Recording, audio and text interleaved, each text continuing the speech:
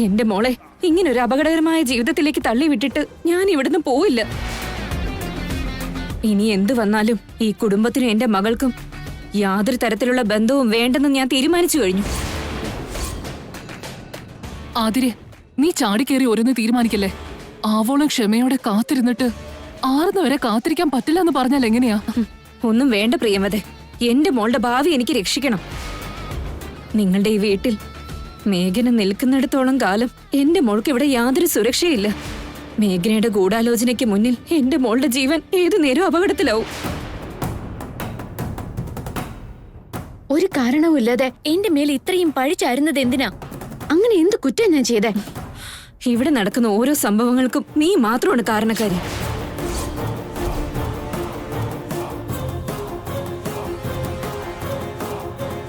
മിഥുനെ വേണ്ടെന്ന് തീരുമാനിച്ചിട്ടല്ലേ ഡിവോഴ്സ് വരെ പോയത്. പിന്നെ എന്ത് ഉദ്ദേശത്തില നീ തിരിച്ചു കയറി വന്നത്?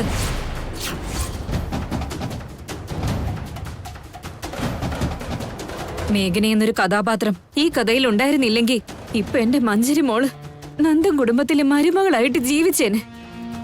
ഈ രാവണക്കോട്ടയിലെ മഹാറാണിയായിട്ട് അവള് വാണേനെ. നീ ഒറ്റൊരുത്തി കാരണോ എന്റെ മോളുടെ ജീവിതം കത്തിക്കരിഞ്ഞു കുളം തോണ്ടിയത്. കാരണമില്ലാതെ ഈ ലോകത്ത് ഒരു കാര്യവും നടക്കില്ല ആന്റി. അത് പറഞ്ഞാൽ ആർക്കും മനസ്സിലാവുകയില്ല. പറയാനുള്ള അവസ്ഥയും ഇവിടെ ഇല്ലല്ലോ. അയ്യോ, ഒന്നും പറയണ്ടേ. നീ പറഞ്ഞാലും അത് കേൾക്കാനുള്ള മനസ്സെനിക്കില്ല. അതുപോലെ നിന്റെ ഗൂഢാലോചനകൾക്ക് എന്റെ മോളെ ഞാൻ ഇരയാക്കുകയില്ല. ആതിരാന്റി, ആന്റി എത്രയൊക്കെ കുറ്റം പറഞ്ഞാലും എന്റെ മനസ്സിൽ അങ്ങനെയുള്ള കാര്യങ്ങളൊന്നുമില്ല. മഞ്ജരി ആത്മഹത്യാ ശ്രമം നടത്താൻ ഞാനല്ല യഥാർത്ഥത്തിൽ കാരണം.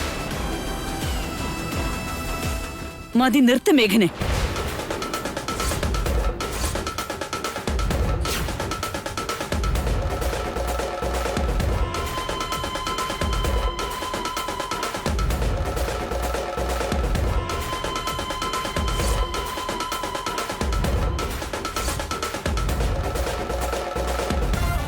നിനക്ക് ഞങ്ങളുടെ കുടുംബത്തെ ഈ നിലയിൽ കൊണ്ടെത്തിച്ചത് പോരെ? നേരം വെളുക്കുമ്പോ തൊട്ട് തുടങ്ങിക്കോളും ഇവിടെ ഓരോരുത്തരുടെയും മനസമാധാനം കളയാൻ. ഒടുവിൽ ഇന്ന് പാവം മഞ്ജരി സഹി കെട്ട് ആത്മഹത്യക്ക് വരെ ശ്രമിച്ചിരിക്കുക. ദയവ് ചെയ്ത് പോകുന്നവരെ വായടച്ച് എവിടെങ്കിലും കിടന്നോളണം. അരുണിമേ, നിന്റെ ആ ടെമ്പററി മരുമോളെ 4 ചീത്ത പറഞ്ഞ എന്റെ പ്രശ്നത്തിന് എന്തെങ്കിലും പരിഹാരം കിട്ടുമോ? ഇന്ന് വലിയൊരു ചോദ്യചിഹ്നമായിട്ട് നിങ്ങളുടെയൊക്കെ മുന്നിൽ നിൽക്കുന്ന എന്റെ മോളുടെ ജീവിതത്തിന് ആരെന്ത് ഉത്തരം പറയും?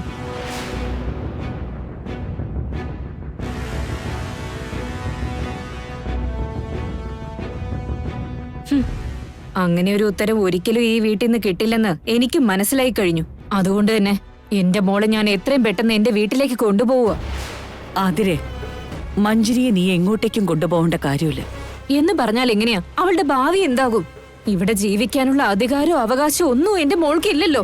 മഞ്ജരി ഈ വീട്ടിൽ നിൽക്കണമെങ്കിൽ അവൾക്ക് അതിനുള്ള സ്ഥാനവും അധികാരവും വേണം. അത്രയല്ലേ ഉള്ളൂ.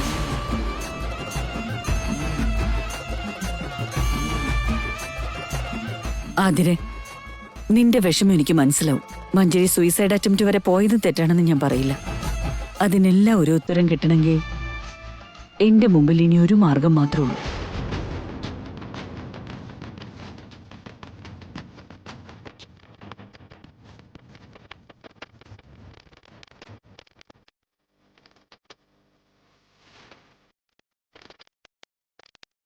എല്ലാ പ്രശ്നങ്ങൾക്കും പരിഹാരമായി മിഥുന്റെയും മഞ്ജരിയുടെയും കല്യാണ നിശ്ചയം നടത്തണം.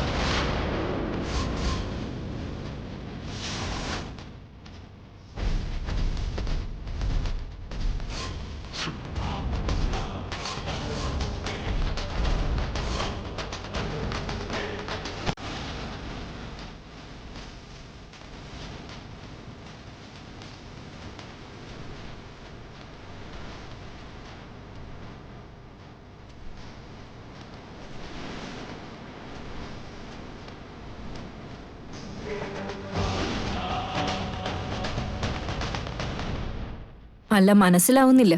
ഒരാവേശത്തിന് എടുത്തു ചാടി ഇങ്ങനെയൊക്കെ തീരുമാനിച്ചിട്ട് ഒടുവിൽ പിന്മാറരുത്. എല്ലാവരുടെയും നന്മയെ കരുതിയിട്ട് മാത്രമാണ് ഞാൻ ഇന്നിങ്ങനെ ഉറച്ച തീരുമാനം എടുത്തിരിക്കുന്നത്. അതിരെ ആലോചിച്ചെടുത്ത തീരുമാനം തന്നെയാ.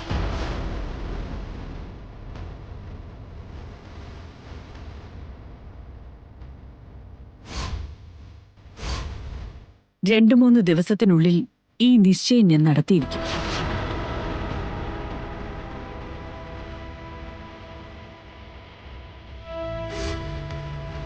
അരുണിമ എടുത്തു ചാടി ഇങ്ങനെ ഒരു തീരുമാനം എടുത്തത്?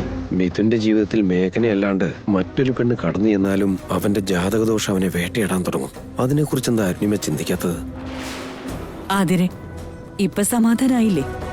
അരുണിമേ, ഇത്തരം വലിയ തീരുമാനങ്ങൾ എടുക്കുന്നതിന് മുൻപ് എല്ലാവരോടും ഒന്ന് ആലോചിക്കണ്ടേ?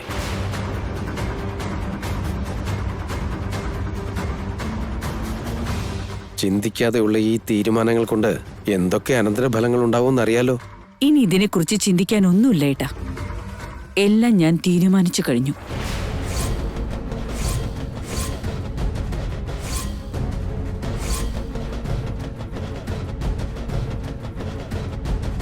അരുണിമേ, തീരുമാനിച്ചു എന്നൊക്കെ പറഞ്ഞുകൊണ്ട് വാക്ക് കൊടുക്കാൻ എളുപ്പമായിരിക്കും. പക്ഷെ ആ വാക്ക് പാലിക്കാൻ പറ്റിയില്ലെങ്കിൽ അപമാനിക്കപ്പെടുന്നത് നമ്മളായിരിക്കും. അതുകൊണ്ട് തന്നെ വാക്ക് കൊടുക്കും മുൻപ് 10 വട്ടം ഒന്ന് ആലോചിക്കുന്നത് നല്ലതാ. അതിന്റെ ആവശ്യമില്ല അമ്മേ. ഇപ്പൊ തന്നെ ഒരുപാട് വൈകിയിരിക്കുന്നു. ഇക്കാര്യത്തിൽ ഇനി യാതൊന്നും ആലോചിക്കാൻ ബാക്കിയില്ല. എത്രയും പെട്ടെന്ന് തന്നെ മിഥുന്റെയും മഞ്ജരിയുടെയും കല്യാണ നിശ്ചയം നമുക്ക് നടത്തണം.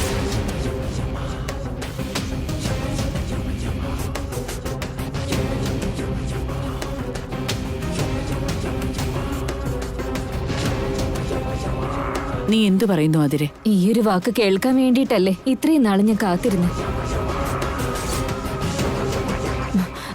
പക്ഷേ ഒരു സംശയമുണ്ട്. അതെന്താണ്? എന്റെ മകളെ മരണത്തിന്റെ വാതിക്കൽ വരെ എത്തിച്ച നിന്റെ മരുമകൾ ഈ നിശ്ചയം നടത്താൻ അനുവദിക്കുമെന്ന് നിനക്ക് ഉറപ്പുണ്ടോ അരുണിമേ? അവള് മുടക്കമുണ്ടാക്കിയാലോ?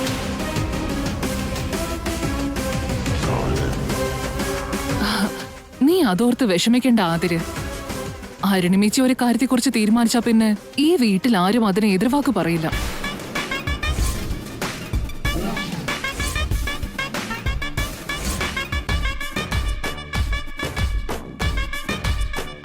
ഈ കല്യാണ നിശ്ചയം ഉറപ്പായും നടന്നിരിക്കും. ആരും തടയാനും പോകുന്നില്ല, ആർക്കും അതിനുള്ള ധൈര്യവും ഉണ്ടാവില്ല. വേറൊരു കാര്യം കൂടി, ഈ നിശ്ചയം നമ്മുടെ വീട്ടിലുള്ളവര് മാത്രം അറിഞ്ഞാൽ മതി.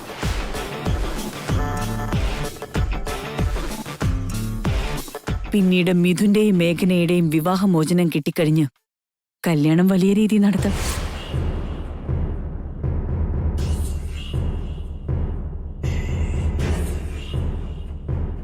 എന്റെ വാക്കുകൾ എതിർക്കാനോ അത് മറികടന്നൊരു തീരുമാനം എടുക്കാനോ ആരെങ്കിലും ശ്രമിച്ചാൽ അതിന് വലിയ വില നിങ്ങളെല്ലാവരും കൊടുക്കേണ്ടി വരും.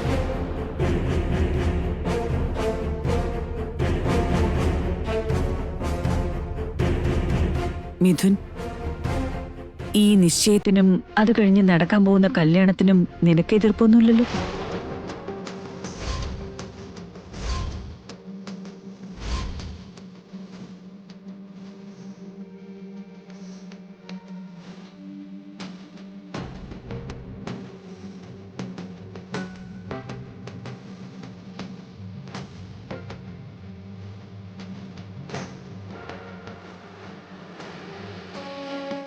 ചോദിച്ചത് കേട്ടില്ലേ മിഥുൻ?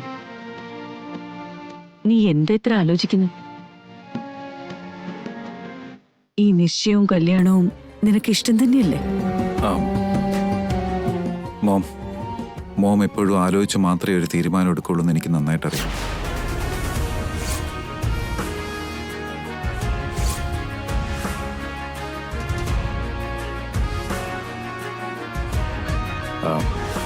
എന്ത് ചെയ്താലാണ് എല്ലാവർക്കും നന്മയുണ്ടാകുക എന്നുള്ളത് മോമിനേക്കാൾ നന്നായിട്ട് മറ്റാർക്കും അറിയില്ല.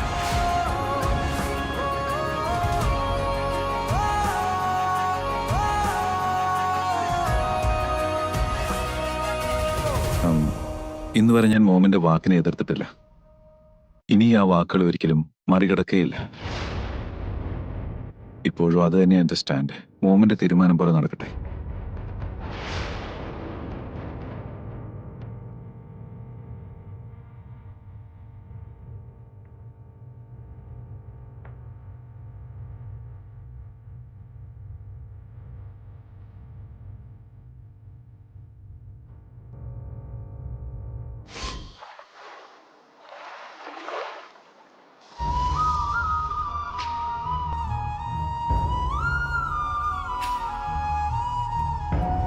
മിഥുന്റെയും മഞ്ജരിയുടെയും കല്യാണ നിശ്ചയം നടത്തണം.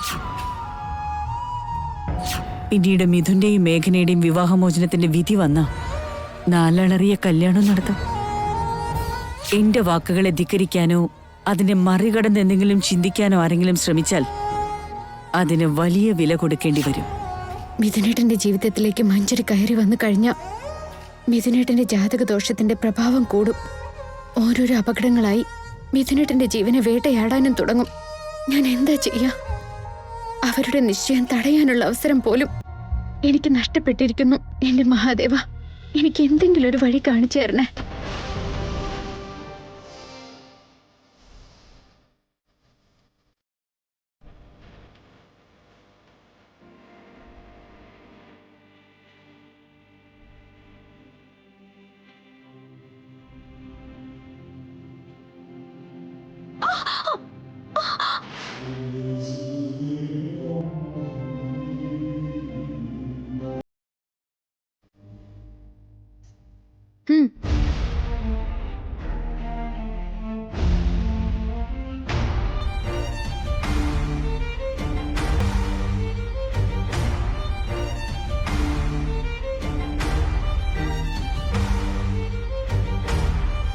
മേഘന നിൽക്കേ. എന്തേ മോമിന്ന് എന്റെയും മഞ്ജരിയുടെയും കല്യാണം നിശ്ചയിച്ചുകൊണ്ടാണോ നിനക്ക് ഈ ദേഷ്യം വരുന്നത്? പിന്നെ ഇങ്ങനെ ഒരു അവസ്ഥ ഉണ്ടാവാനായിട്ട് നീയാ കാരണം. നീയൊന്ന് അടക്കം കാണിച്ചിരുന്നെങ്കിൽ ആരും ഈ കാര്യത്തിൽ ഇത്രമാത്രം തിടുക്കം കാണിക്കില്ലായിരുന്നു. എന്നിട്ടിപ്പോ നീ ഈ ദേഷ്യം കാണിക്കുന്നതിൽ എന്താ അർത്ഥം? എന്ത്? ഈ അവസ്ഥയ്ക്ക് കാരണം ഞാനാണെന്നോ? എന്തേ അല്ലെന്നുണ്ടോ? നമ്മുടെ വിവാഹമോചനത്തെക്കുറിച്ച് പ്രസ്സുകാരെ അറിയിച്ചത് നീ ആയിരുന്നില്ലേ? അതുപോലെ നമ്മുടെ ബന്ധം തകരാൻ കാരണം മഞ്ജരിയാണെന്ന് നീ അവരോട് വ്യക്തമാക്കുകയും ചെയ്തു. അതുകൊണ്ട് മാത്രമാണ് അപമാനം സഹിക്കാൻ വയ്യാതായപ്പോ മഞ്ജരി ആത്മഹത്യാ ശ്രമം വരെ നടത്തിയത്. ആ ഒരു കാരണം കൊണ്ട് അവളുടെ ജീവൻ ഇല്ലാതായിരുന്നെങ്കിലോ? മഞ്ജരി ഈ സമയത്ത് അങ്ങനെ ഒരു അറ്റംപ്റ്റ് നടത്തിയത് കാരണം മോമിന് അങ്ങനെ ഒരു നിശ്ചയം നടത്താതിരിക്കാൻ പറ്റാതായി. ഇപ്പൊ ഇവിടെ നടക്കുന്ന ഓരോ പ്രശ്നത്തിന് പിന്നിലും നീയാ. മനഃപൂർവ്വം മഞ്ജരിയെ നാട്ടുകാരെ കൊണ്ട് നാണം കെടുത്താൻ ശ്രമിച്ചതുകൊണ്ട് ഇന്ന് അത് നിനക്ക് നേരെ തിരിഞ്ഞിരിക്കാന്നങ്ങ് വിചാരിച്ചാ മതി. എന്നുവെച്ചാ എല്ലാവരെയും പോലെ മിഥുനേട്ടനും ഈ കഥകളൊക്കെ വിശ്വസിക്കുന്നല്ലേ? മറ്റുള്ളവരുടെ കാര്യമൊക്കെ പോട്ടേന്ന് വെക്കാം. അവർക്ക് കാര്യങ്ങളുടെ കിടപ്പൊന്നും അറിയില്ല. അപ്പൊ ഞാൻ വിശ്വസിച്ചത് മാത്രമാണോ തെറ്റ്? ഞാനൊന്നും അറിഞ്ഞില്ല എന്നുള്ള ഭാവത്തിൽ നീ നന്നായി അഭിനയിക്കുന്നുണ്ട്. മഞ്ജരി ഇതുപോലെ സൂയിസൈഡ് അറ്റംപ്റ്റ് വരെ എത്തിക്കാൻ നീ ഒരു കാരണമായെന്ന് പറയാൻ എന്താ മടി? മിഥുനേട്ടൻ ഇനിയൊന്നും പറയണ്ട. എനിക്ക് നിങ്ങളോടൊന്നും പറയാനില്ല. എന്റെ ചിന്താഗതികളെക്കുറിച്ചോ സ്വഭാവത്തെക്കുറിച്ചോ ഒന്നും ഇതുവരെ മിഥുനേട്ടന് മനസ്സിലായിട്ടില്ല. ഇത്രയും കാലം ഞാൻ ഏട്ടനൊപ്പം ജീവിച്ചിട്ടും എന്നോട് ഇങ്ങനെയൊക്കെ ചോദിക്കാൻ എങ്ങനെ ഏട്ടന് മനസ്സ് വന്നു? ഒരാളുടെ കാര്യം മറ്റൊരാളോട് പറയാൻ പോലും മടിക്കുന്നവളാ ഞാൻ. അപ്പൊ ഇത്രയും നികൃഷ്ടമായൊരു പ്രവൃത്തി ഞാൻ എന്തിനു ചെയ്യണം? എന്നെ സംബന്ധിച്ചിടത്തോളം ശത്രുവാണെങ്കിലും ദ്രോഹിക്കാതെ മാറി നടക്കാനേ ഞാൻ ശ്രമിക്കാറുള്ളൂ. എന്നെ ദ്രോഹിച്ചവരാണെങ്കിൽ പോലും ഒരു സഹായം ചോദിച്ചാൽ ചെയ്തു കൊടുക്കാൻ ഞാൻ മടിക്കാറേയില്ല. എന്നിട്ടിന്ന് മഞ്ജരിയെ കുറിച്ച് പത്രക്കാരെ അറിയിച്ചെന്നും നാട്ടുകാരോട് പറഞ്ഞു എന്നൊക്കെ നിങ്ങൾ എങ്ങനെ വിശ്വസിക്കുന്നു? ഞാനിതൊരിക്കലും പ്രതീക്ഷിച്ചതല്ല. മറ്റാരും എന്നെപ്പറ്റി എന്ത് കരുതിയാലും ഞാനതൊന്നും ശ്രദ്ധിക്കാൻ നിൽക്കാറേയില്ല. പക്ഷെ എല്ലാവരെയും പോലെ മിഥുനേട്ടനും എന്നോട് ചോദ്യങ്ങൾ ചോദിക്കുമ്പോ അത് കേട്ട് നിൽക്കാനുള്ള ശക്തി പോലും ഇല്ലാതാവുന്നു. ഇത്രയും നാളായിട്ടും എന്റെ സ്വഭാവം മിഥുനേട്ടന് മനസ്സിലായില്ലെങ്കിൽ അതെന്റെ തന്നെ പരാജയമാണ്. മേഘനെ, നീ ഇങ്ങനെ വെറുതെ വിഷയം മാറ്റാൻ ശ്രമിക്കണ്ട. വീണടുത്ത് കിടന്ന് ഉരുളാൻ നോക്കി അതെന്റെ മുമ്പിൽ നടക്കില്ല. എല്ലാരും നിന്നെ അങ്ങനെ ഒരു കുറ്റം പറയുന്നുണ്ടെങ്കിൽ അവർക്ക് അതിന്റെ പിന്നിൽ ഒരു കാരണം ഉണ്ടാവാതിരിക്കോ? തീയില്ലാതെ പുകയുണ്ടാവില്ലെന്ന് പണ്ടത്തെ ആൾക്കാർ പറഞ്ഞത് വെറുതെ ആവില്ലെന്ന് എനിക്ക് നന്നായിട്ടറിയാം. നടന്ന സംഭവത്തിൽ പ്രത്യക്ഷമായോ പരോക്ഷമായോ നിന്റെ കൈ ഉണ്ടെന്നുള്ളത് സത്യ. അതുകൊണ്ടായിരിക്കും എല്ലാരും പറയുന്നേ. എല്ലാരും എന്നെ കുറ്റം പറയുന്നു, അത് കേട്ട് മിഥുനേട്ടനും എന്നെ കുറ്റപ്പെടുത്തുന്നു പറഞ്ഞിട്ട് കാര്യമില്ല. ഉള്ളത് പറഞ്ഞ നീ കാരണം ഇങ്ങനെ ഒരു സംഭവം ഉണ്ടാവാതെ നോക്കേണ്ടത് നിന്റെ കടമയായിരുന്നു. മറ്റുള്ളവരെ കൊണ്ട് പറയിപ്പിക്കാൻ വഴിയുണ്ടാക്കാതെ മാറി മര്യാദയ്ക്ക് നടക്കാന്നുള്ളത് നിന്റെ ഉത്തരവാദിത്ത. അതൊന്നും ചിന്തിക്കാതെ എല്ലാരും എന്നെ കുറ്റപ്പെടുത്തിക്കൊണ്ടിരിക്കാന്ന് പറഞ്ഞ് എന്റെ മുമ്പിൽ ഇങ്ങനെ ഒന്ന് കരഞ്ഞു കാണിച്ചിട്ട് ഒരു കാര്യമില്ല. ആയിക്കോട്ടെ മിഥുനേട്ടാ, നാട്ടുകാരുടെ വീട്ടുകാരുടെ ഒന്നും വായടയ്ക്കാൻ എന്നെ കൊണ്ട് പറ്റില്ല. അവരുടെ ആരുടെയും നാവും കണ്ണുകളും കെട്ടിവെക്കാൻ എന്നെ കൊണ്ട് കഴിയില്ല. അതൊക്കെ ഞാൻ കാലത്തിന് വിട്ടുകൊടുക്കുന്നു. നിങ്ങളുടെയൊക്കെ കണ്ണിനെ ബാധിച്ചിരിക്കുന്ന ആ തിമിരം ഒരിക്കൽ അടന്നു വീഴും. അന്ന് സത്യം നിങ്ങളെല്ലാവരും കാണും. അത് മാത്രമേ എനിക്ക് ചെയ്യാൻ കഴിയുള്ളൂ.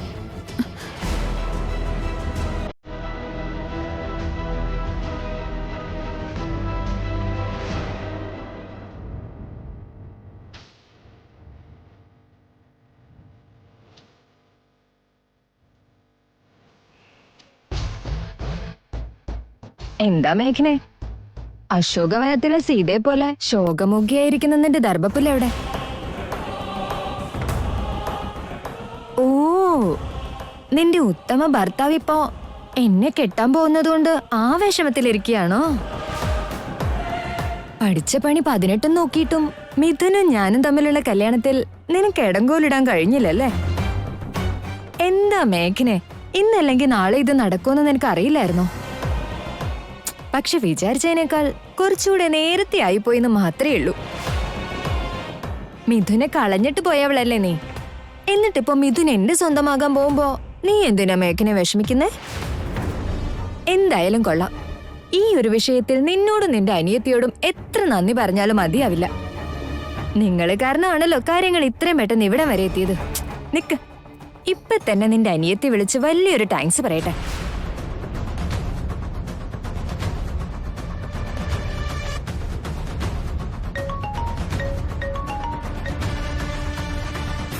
ഹലോ. ഹലോ ചാരു, സുഖാണോ നിനക്ക്? നീ എന്തിനാ എന്നെ വിളിച്ചത്? അത് വിട്, നേരിട്ട് കാര്യം പറഞ്ഞേക്കാം. നിന്നോട് നന്ദി പറയാൻ വേണ്ടിയാ ചാരു ഞാൻ വിളിച്ചത്. എന്തിനാവും? ബുദ്ധിപരമായി കരുക്കൾ നീക്കി നീ ചെയ്ത വലിയ പൊട്ടത്തരം കാരണം ഇന്ന് എന്റെയും മിഥുന്റെയും എൻഗേജ്മെന്റ് ഫിക്സ് ചെയ്തിരിക്കുക.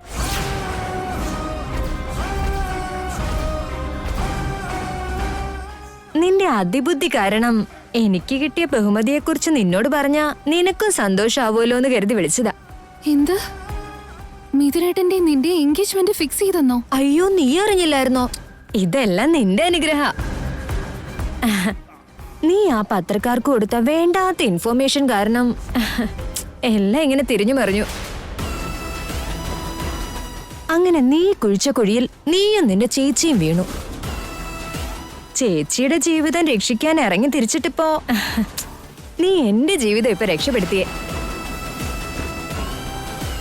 ചാരു, ഇരുട്ടത്ത് കിട്ടിയ ഈ അടിക്ക് എങ്ങനെ പ്രതികരിക്കണമെന്ന് നിനക്ക് വലിയ അറിവുണ്ടാവില്ല. ഇനി അതിന്റെ പേരിൽ റിഹേഴ്സൽ ഒന്നും ചെയ്യാൻ നിൽക്കണ്ട കേട്ടോ. തൽക്കാലം ഒന്ന് ചെറുതായിട്ട് ഞെട്ടിയ മതി. Once again thank you very much Charu. എന്നാ വെക്കട്ടെ. ഇപ്പൊ എന്തു പറയുന്നു? നിന്റെ വാക്കുകൾക്ക് വില കൽപ്പിക്കുന്നവരോ അത് വിശ്വസിക്കാൻ മനസ്സുള്ളവരോ ഒരാള് പോലും ഈ വീട്ടിലില്ല. അത് നീ പലപ്പോഴും മറക്കുന്നു. മഞ്ജരി, എല്ലാവരുടെയും കണ്ണുകൾക്ക് കരിന്തുണി കെട്ടി നീ കളിച്ച ഈ വൃത്തികെട്ട നാടകമുണ്ടല്ലോ, അത് തൽക്കാലത്തേക്ക് വിജയിച്ചിട്ടുണ്ടാവും. മിഥുനേട്ടനെയും ചിലപ്പോ നിനക്ക് കിട്ടിയെന്നിരിക്കും. പക്ഷെ എല്ലാവരുടെ കണ്ണുകളിലും നീ കെട്ടിയ ആ കരിന്തുണി അഴിഞ്ഞു വീഴാനും സത്യം അവരുടെ കണ്ണിൽ തെളിയാനും ഒരുപാട് സമയമൊന്നും വേണ്ട. നിനക്കിവിടെ ഒന്നും ശാശ്വതമായി നേടാനാവില്ല മഞ്ജരി. ആയിക്കോട്ടെ മേഘനെ, നീ ഇങ്ങനെ ഡയലോഗ് അടിച്ചോണ്ട് നിന്നോ. എന്നാൽ തൽക്കാലം ഞാൻ മിഥുന്റെ താലി സ്വീകരിക്കാനായി പൂർണ്ണമായും റെഡിയായി കഴിഞ്ഞു.